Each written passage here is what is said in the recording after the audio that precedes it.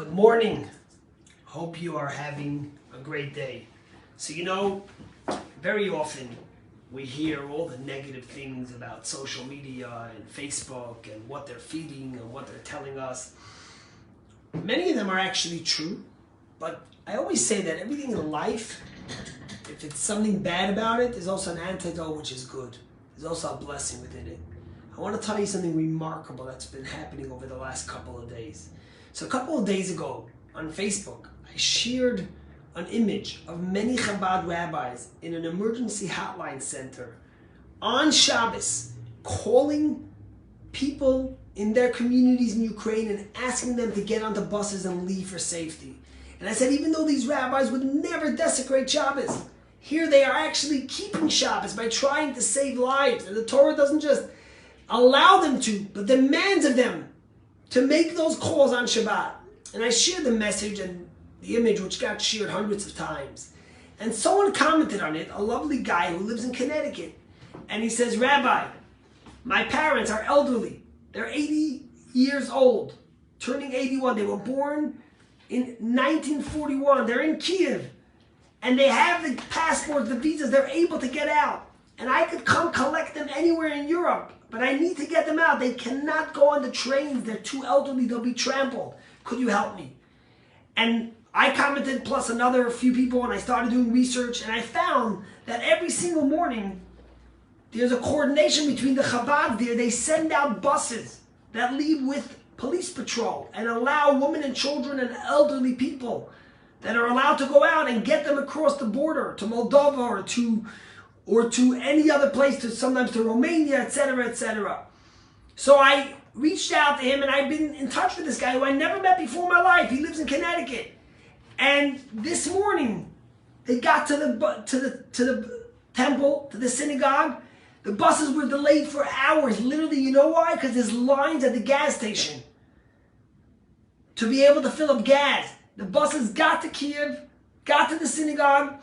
3 buses were loaded with over 150 people, and they are now on the way with a police patrol to safely go to Romania, to Bucharest. And this man has a flight. He booked himself a ticket tonight that's going to take him to Bucharest and going to allow him to pick up his parents and fly with them back to the States to safety. And I thought about the power of a comment on Facebook and how united we are as a people.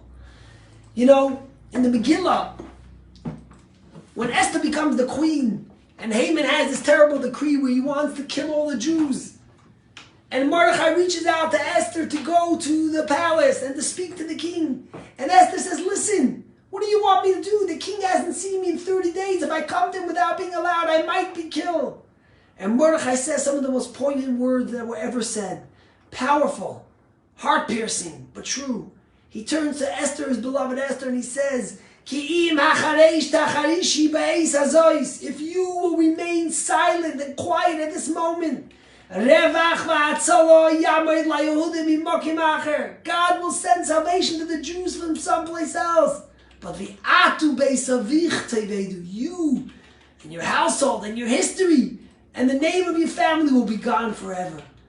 This is the story of Purim, which we celebrate next week, Thursday. And Mordechai was saying, yes, sometimes it takes courage to stand up. Sometimes there's something to lose. Sometimes it takes danger. But there are times when we need to stand up anyways. And to see the bravery of these rabbis, of these volunteers, of these community leaders, the generosity of people is beyond inspiring. Just today I got off the conference call with a colleague at Chabad in Charleston, South Carolina, and together we were in touch with the rabbi in Chernitsky, which is very close to the border of Romania and Hungary, where hundreds and thousands of refugees have been going. And every day he's been sending 8 buses and now down to 3. But every single day he sends 3 buses from the temple towards Budapest, where they are able to get out. And we decided together that our communities were going to sponsor these buses every day. Because if we remain quiet now, then what shall we say? You know, this week's Torah portion, the book is Leviticus. We started the book of Leviticus. The first word is Vayikra. God called out. We all remember when Moses saw God at the burning bush. God called him. That was his calling when God each and every one of us has a Vayikra. We have a calling where God calls on us to stand up, to be counted, to do what's right. This is our time to make sure that we stand up and don't remain quiet. On Sunday, I was speaking to the Chabad Rabbi in Sumi. We were asking him, we were helping him with certain things. And we said, what can we do for you personally? And he said, you kidding me? He says, I got out. I even had my Shabbos clothing. I'm fine. It's the people that are left. And I thought about this man. 20 years. He left Santa Monica, California. He moved to Sumi. Tomorrow I'll tell you a story about that. But he moved to Sumi, nowhere. And now he has to leave everything and everything he built. And he's saying, thank God I have my Shabbos clothing. Think about the power and the sacrifice of these people. And let us remember the words of Mordechai to Esther, that if we remain silent, success and salvation will come. But what about us? And may we be able to merit through our interactions and care that we should be able to help and save as many people as possible and bring them to comfort, to safety. And may God bring peace to all of us. Amen.